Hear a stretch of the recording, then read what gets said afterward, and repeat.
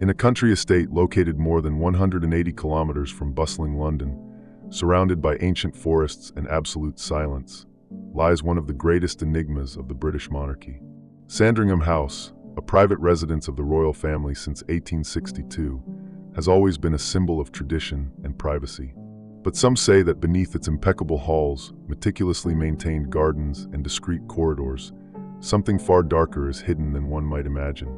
Sealed documents, kept out of the National Archives by direct order of the palace, are allegedly confined there, protecting secrets capable of shaking centuries of dominance, influence, and reverence. Unconfirmed reports suggest that among these classified files are proofs of deals made during wartime, questionable alliances with regimes condemned by history, and even records of clandestine actions carried out behind the scenes of modern global politics. What could justify such an effort to keep these papers out of public reach? And more disturbingly, why did two employees who worked at Sandringham and reportedly mentioned dangerous documents die under strange circumstances? After all, what is in the Sandringham papers that makes the Crown fear their revelation so much? Welcome to another night where mysteries never sleep. I am Midnight, and this is 7 Nights. Before we begin, I'd like to ask for your help. Like the video, leave a comment, and subscribe to the channel. It's just one click, but it makes a huge difference in helping YouTube deliver these videos to more people and allows me to keep bringing this content to you. I'm counting on you. Let's get to the video.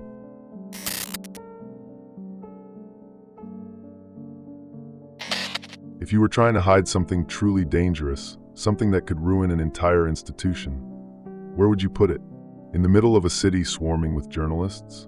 Or in a rural mansion, surrounded by forests and complete silence, far from any prying eyes? That's exactly where this story begins, at the isolated and almost forgotten Sandringham estate, owned by the British royal family. A place that isn't under public authority, doesn't answer to Parliament, and to this day seems to exist in a bubble where the truth simply does not enter. Sandringham isn't just a luxury country home. It's an informal royal fortress. Unlike other palaces that belong to the state, it is the private property of the Crown. This means the documents kept there are not subject to British transparency laws. And what does that create? A black hole in the historical memory of the United Kingdom. Archivists, historians, and journalists have already noted these absences. Diplomatic correspondences that simply vanish from records, notes from meetings with political figures that never appear anywhere, and official documents that should be in the National Archives, but aren't. Where did they go? Over the years, a theory began to take shape, one that grows with every silence, every refusal to release a document. That within Sandringham there exists a secret archive, locked, hidden, buried beneath layers of concrete and surveillance. It would be known only to the most influential members of the royal family and British intelligence services. The Sandringham Papers, as they've come to be called behind the scenes, are believed to contain records that, if made public, would call into question not only individuals in the monarchy, but the very image of the Crown as a neutral and apolitical entity. And this isn't just a wild guess. During World War II, renovations were carried out at the base of the estate, and to this day no one knows exactly what was built there. Underground structures, reinforced doors, sealed chambers, all off the public record. Workers hired for the construction signed strict confidentiality agreements and were never heard from again in connection with the palace. If nothing strange was happening, why all the secrecy? What's most unsettling is that the Crown has never denied it. There has never been an official statement denying the existence of these files. And what happens when those in power choose silence? Doubt grows. The theory feeds on itself. And more, accounts from former employees, always protected by anonymity, speak of areas on the estate where even the permanent staff cannot enter. Places with heavy locks, motion sensors, and armed surveillance. Why go to such lengths to protect a space that, theoretically, holds only historical documents? Some of these reports claim that the documents go beyond old history, that they include records of royal involvement in informal agreements, private meetings with foreign authorities, and even contacts with intelligence services that were never reported to any official body. It's not just the past that's worrying, but the present. Some say recent files are also being kept there, related to contemporary scandals and behind-the-scenes political movements. And when I talk about surveillance, it's not a metaphor. Sources claim that agents from MI6, the British Secret Service, discreetly monitor the estate, not to protect the royal family, but to ensure that the contents hidden there remain, well, hidden. This hasn't been confirmed, of course, but the mere fact that the press can't even photograph certain wings of the house already shows that something there is out of the ordinary. And if there's nothing to hide, why such extreme shielding? Now imagine the following scene. Prince Harry, even before his official departure from the monarchy, starts asking questions about files kept at Sandringham. According to some reporters, he showed an unusual interest in records of family meetings, private dealings, and decisions made away from public opinion. And what happened next? The break, the distancing, the definitive exit. Was it a coincidence? Or did Harry see something that made him completely reconsider his role in that structure? Sandringham, to this day, is treated as an outlier. It lacks the glamour of Buckingham or the grandeur of Windsor. But perhaps it's precisely for that reason that it's so functional. A discreet place, invisible to the public radar, and at the same time protected by a web of silence that spans decades. A perfect hideout, and a massive clue that something inside must never, under any circumstances, be revealed. Why does the Crown keep, in total secrecy, documents that should have been released decades ago?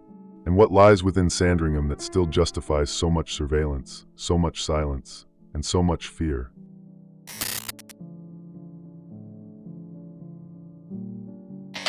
During the darkest years of the 20th century, while Europe crumbled into ruins and extreme ideologies divided the world, something curious was happening behind the scenes of the British monarchy.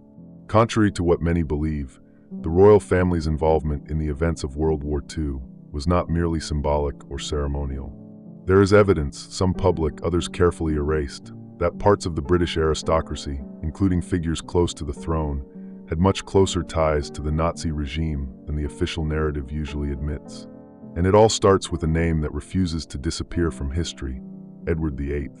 The king who abdicated the throne in 1936, supposedly for love of Wallis Simpson, carries with him one of the most controversial chapters of modern royalty.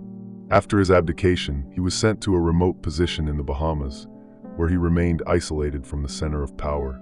But this distancing was not just strategic, it was necessary. Documents released decades later show that the British government suspected Edward of sympathizing with Hitler's Germany, a suspicion never officially confirmed, but one that left deep marks. In 1937, Edward and Wallis visited Nazi Germany and were received with full honors by high-ranking officials of the regime. Photographs of this meeting exist, showing smiles, salutes, and closeness. At that time, the war had not yet begun, but the political climate was already tense. What was discussed behind the closed doors of that visit remains a mystery, but the hypothesis that these meetings were recorded and later hidden from the official historical record is taken seriously by many scholars. And according to some sources, these records were removed from government archives and stored in a place where access is impossible: Sandringham. Over the years, reports have emerged suggesting that not only Edward, but also other members of the British elite maintained discreet relationships with Nazi sympathizers. This does not necessarily mean betrayal or direct support, but it does show that the ideological boundaries of the time were not as clear as they appear today. There was fear of communism, economic interests at play, and a nobility that still saw the monarchy as a stabilizing force amid chaos. It's not hard to understand why, in that context, conversations with Hitler's regime could happen far from official records. The problem is that some of these conversations, these potential negotiations, seem to have never made it into public archives. Some British intelligence documents about meetings between aristocrats and German agents are abruptly cut off or appear with censored sections. And once again, the name Sandringham comes up. The royal family's private estate, isolated and outside state oversight, is believed to have been used as the final destination for reports deemed too sensitive. But what was in those papers that justified decades of silence? According to researchers who gained partial access to declassified documents, there were direct references to meetings that took place in Lisbon, Madrid, and even Switzerland between crown intermediaries and representatives of the Nazi regime. These meetings, classified as informal, may have aimed to negotiate alternatives in case Germany won the war, or at the very least, to ensure the British monarchy's survival in a possible new power arrangement. And what was not delivered to the National Archives may have been kept far from any oversight. This leads us to an uncomfortable question. What was the true role of the British monarchy during the conflict? The official image is one of resistance, national unity, and unwavering support for the Allies. But what if, behind the scenes, part of the royal structure was simply ensuring its own survival, regardless of who won? The Sandringham Papers, if they truly exist, might contain answers that completely rewrite that narrative. Another relevant point is the behavior of the British government after the war. Many documents related to the Duke of Windsor were kept secret for decades, and even today, only a portion of them has been released. This shows that there was something there that needed to be protected, not for national security, but for historical convenience. The image of the monarchy as a symbol of stability during the war might not withstand the weight of certain facts. The Crown's silence on this period has always been absolute. No attempt to revive these discussions is encouraged, and any document related to the subject seems to encounter invisible obstacles. Even renowned historians report inexplicable difficulties accessing archives from the era. The absence, in this case, speaks volumes, and Sandringham, once again, is pointed to as the blind spot where everything may have been hidden and forgotten. In the end, what we're left with is a carefully maintained void. Photographs exist, as do partial accounts, but the pieces that would complete the puzzle seem to have been kept off the board. And if they really are locked away in Sandringham's vaults, how much longer will it be possible to hide such an important and uncomfortable part of the modern history of the British monarchy?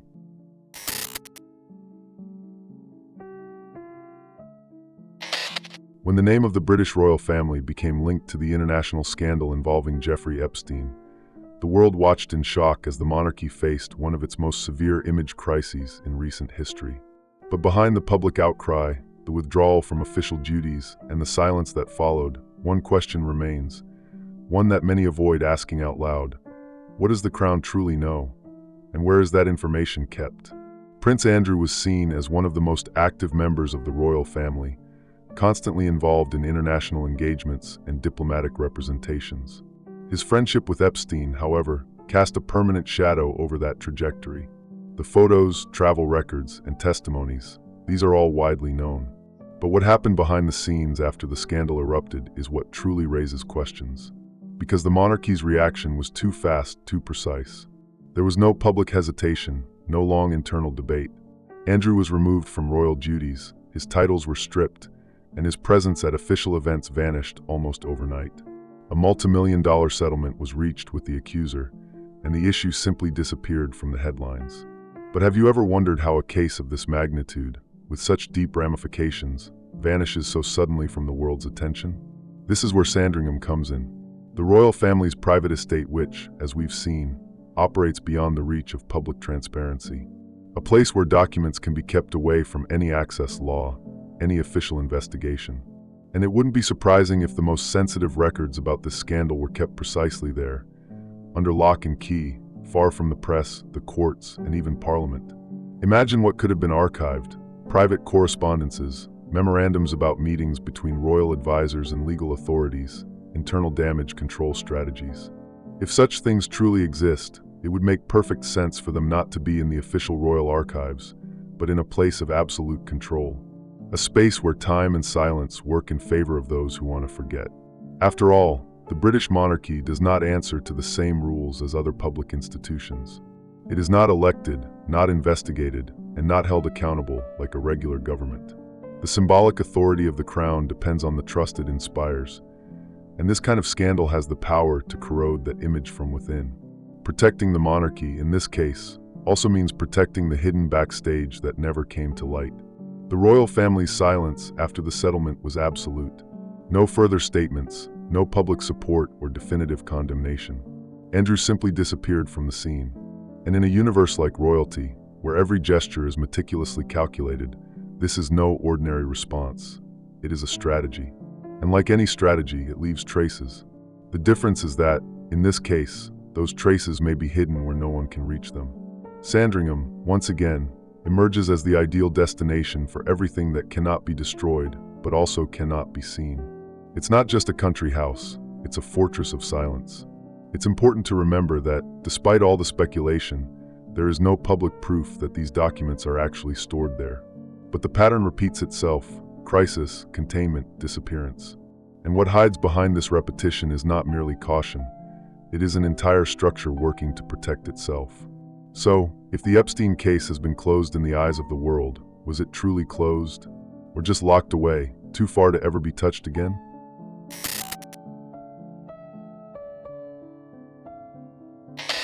When people speak of royal power, many think of ceremonies, diplomatic speeches, and official engagements.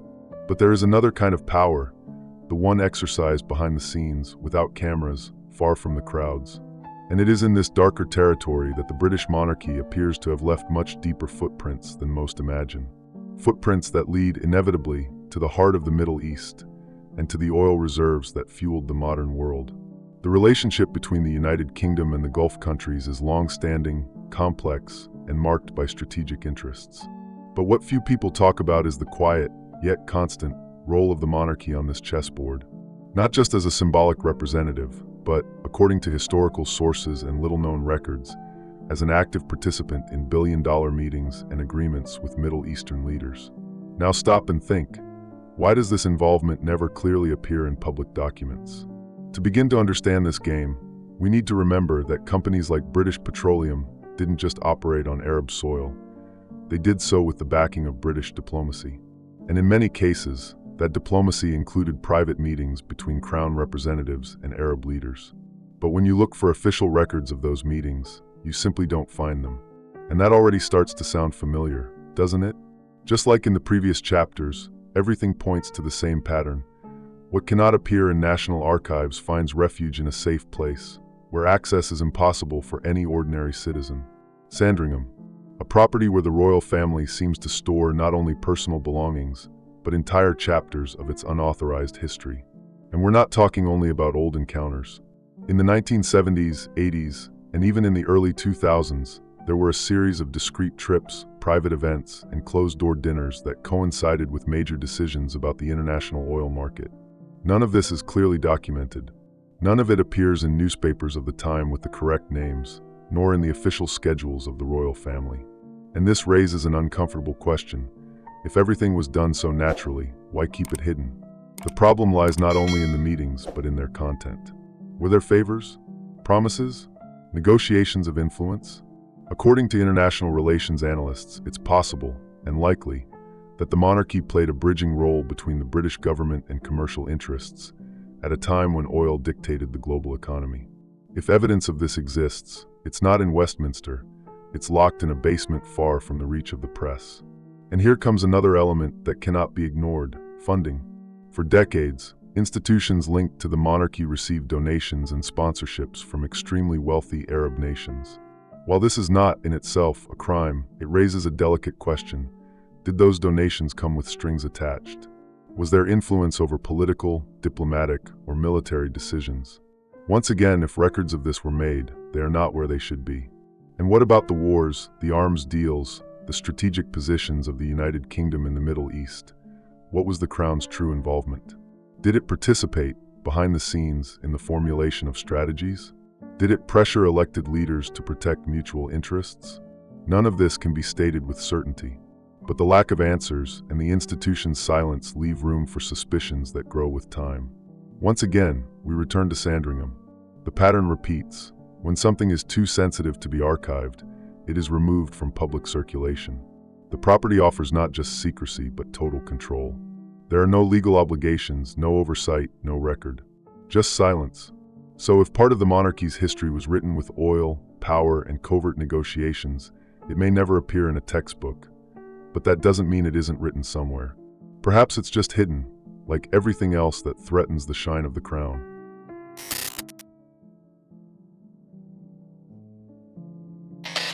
Throughout history, power has always had eyes. In the past, they were informants, spies, intercepted letters. Today, they are algorithms, surveillance networks, and real-time monitoring systems. But one thing has never changed. Those in power want to know what others are thinking and doing. And in this modern scenario, the British monarchy seems to play a more active role than many would like to imagine. Let's be direct. GCHQ, the British intelligence agency specializing in digital surveillance, is one of the most advanced in the world when it comes to large-scale data collection. Its official role is to protect the United Kingdom against external threats and cyberattacks.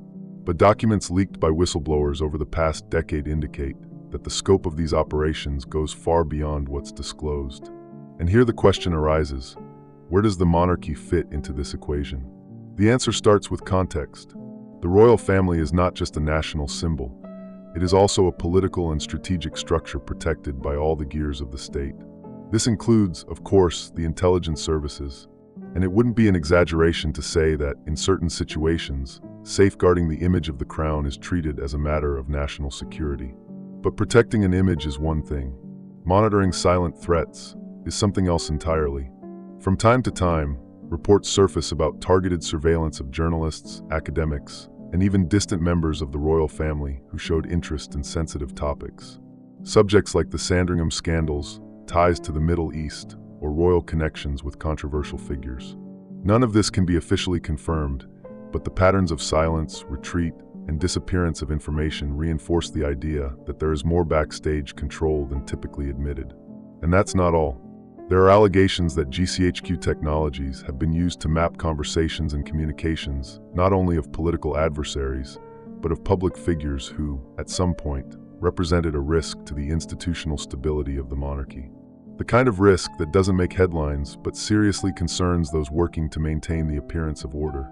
It's important to remember that GCHQ, contrary to what many believe, does not operate solely abroad. It monitors internal networks, telecommunications, and has agreements with private companies to access data. If someone becomes troublesome or gets too close to topics sensitive to the crown, it's very likely that their steps are being discreetly tracked. This is not a theory, it's standard operating logic for the state. And once again, the Sandringham papers return to the center of the issue. If internal documents confirm that digital surveillance was strategically used to benefit the monarchy, they wouldn't be stored alongside government records. They would be kept far from public scrutiny, in a place where no one can ask, and even fewer can investigate. This type of operation involves more than espionage. It involves decision-making.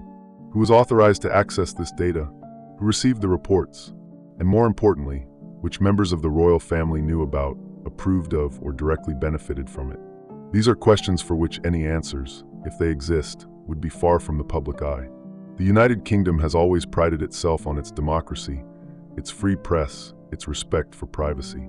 But if part of those guarantees was quietly broken to protect a historical institution, then we are facing a serious contradiction. One that, so far, no one has been able to fully expose.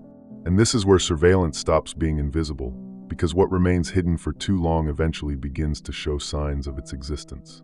And the signs, in this case, continue to point to the same place, Sandringham, where history hides behind doors no one is allowed to open.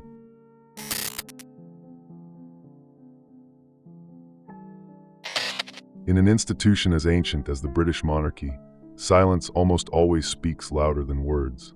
When something disappears, when someone vanishes from the spotlight, or when documents fail to appear where they should, the pattern repeats itself. No explanations, only a heavy, almost rehearsed silence. And it was precisely that silence which surrounded two unsettling events tied to the Sandringham estate, and to a name that now carries much more than just a princely title, Harry. Between 2002 and 2014, two Sandringham employees died under circumstances that, to this day, raise more questions than answers. Both worked in administrative sectors of the estate. Neither was known to the public, but curiously, both had mentioned the existence of dangerous documents within the house. There are no formal records of investigations that followed this lead. No official report detailed what exactly these employees knew or were trying to reveal. Of course, accidents happen, and unexpected deaths too. But when such deaths occur within or around a structure already known for its extreme secrecy, the coincidence stops feeling so innocent. Especially when, behind the scenes, these deaths are followed by reassignments, staffing changes, and a wave of silence that seems more like a cover-up than protection. And it's within this unspoken tension that Prince Harry's name enters the picture. Unlike other royals, Harry has always displayed a behavior outside traditional norms, questioning, critical of the press, and more recently, openly uncomfortable with certain internal structures of the monarchy. But before his definitive move to the United States, there was a quiet moment that few noticed. According to sources close to the palace, Harry had tried to access files stored at Sandringham. This information was never officially confirmed, of course, but it surfaced within reliable circles of the British press and appeared subtly in unauthorized biographies about the prince. The story is always told the same way. he asked questions. And in response, he got silence. Access was denied. And shortly after, Harry began the process that would lead him to abandon his royal duties, a decision unprecedented in the modern era of the monarchy. The question that arises is simple. What did Harry see, or fail to see, that led him to break from such a powerful institution? Did he stumble upon information that had been hidden even from members of his own family? And if so, why was he denied access? Since his departure, Harry has been the target of constant criticism, both internal and external. But his interviews revealed something deeper, a dissatisfaction with control, a lack of freedom, what he called a cycle of pain and silence. Words that carry an entirely different weight when you know he tried, even if only briefly, to approach records buried beneath layers of secrecy. And as expected, any direct mention of the Sandringham papers was either ignored or treated as an unfounded theory. The palace never commented, and the estate continues to operate as if nothing were out of place. But the signs are there, and for those who track the patterns, it's hard not to notice the repetition. Unexplained deaths, an exiled prince, locked files, and a system that prefers to erase the noise rather than explain its flaws. When all of this happens within the same environment, under the same rules of silence, the conclusion doesn't need to be spoken aloud, it imposes itself. And perhaps deep down, that's what is most frightening, that someone from the inside got too close and discovered the price of knowing more than they should. The Sandringham papers are not just a theory, they are an absence that screams. A silence that repeats itself at key moments in British history. Conflicts, scandals, deaths, hidden decisions, all paths seem to converge on the same point. An invisible vault, protected not just by walls and surveillance, but by decades of loyalty, power, and fear. None of this is in the books, but it is written between the lines of history. And when so many pieces disappear at once, it becomes impossible not to see that the puzzle was designed never to be completed. The British monarchy has survived for centuries not only through tradition, but through its ability to protect what must remain untouchable.